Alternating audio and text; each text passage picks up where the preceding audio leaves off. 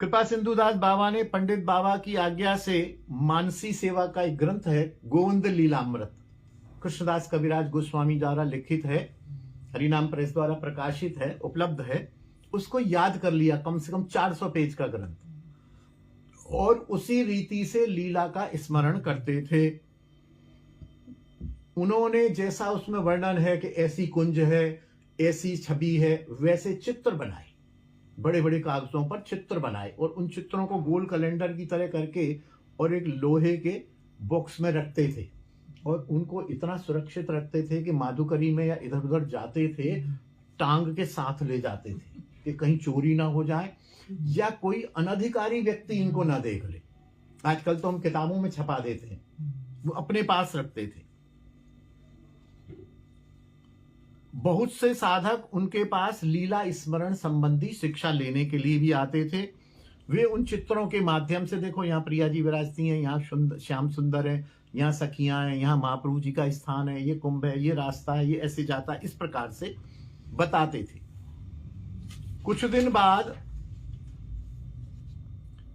श्रीधामपुरी में जो मित्र मिले थे नित्यानंद दास, वे भी वृंदावन आ गए और कुसुम सरोवर के थोड़ी सी दूर श्याम कुटी पर एक कुटिया बनाकर रहने लगे और इनसे मिले तो दोनों बड़े प्रसन्न हुए। और उनको जब पता लगा कि ये तो लीला चिंतन का एक्सपर्ट हो गया है कृपा सिंधु, तो इनसे कहा भैया बाबा मेरे ऊपर भी कृपा करो, मुझे भी लीला चिंतन सिखाओ।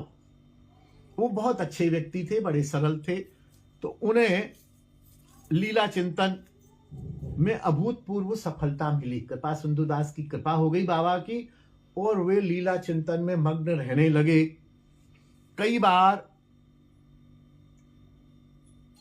उन्हें जो जो अनुभव होते थे वो कृपा सिंधुदास बाबा को सुनाया करते थे। अनेक दिन तक उनको नित्यानंद दास बाबा के दर्शन न हुए कृपा सिंधुदास बाबा को, तो वो उनकी कुटिया की तरफ गए। कुटिया की तरफ गए, दरवाजा खोला तो उनके आसन पर एक लंगोटी मिली, गांठ लगी हुई लंगोटी मिली, और उनका एक वस्त्र टंगा मिला। कृपा सिंधुदास जी भी दिव्य थे, तुरंत उन्होंने देखा और वो समझ गए कि सशरीर राधा रानी की निकुंज में चले गए। जैसे सांप केंचुली छोड़ देता है ना, वो उस लंगोटी को छोड़ गए और उनका शरीर निकुंज में चला गया। और कृपा सिंधुदास जी की कृपा से, और कृपा सिंधुदास जी समझ गए।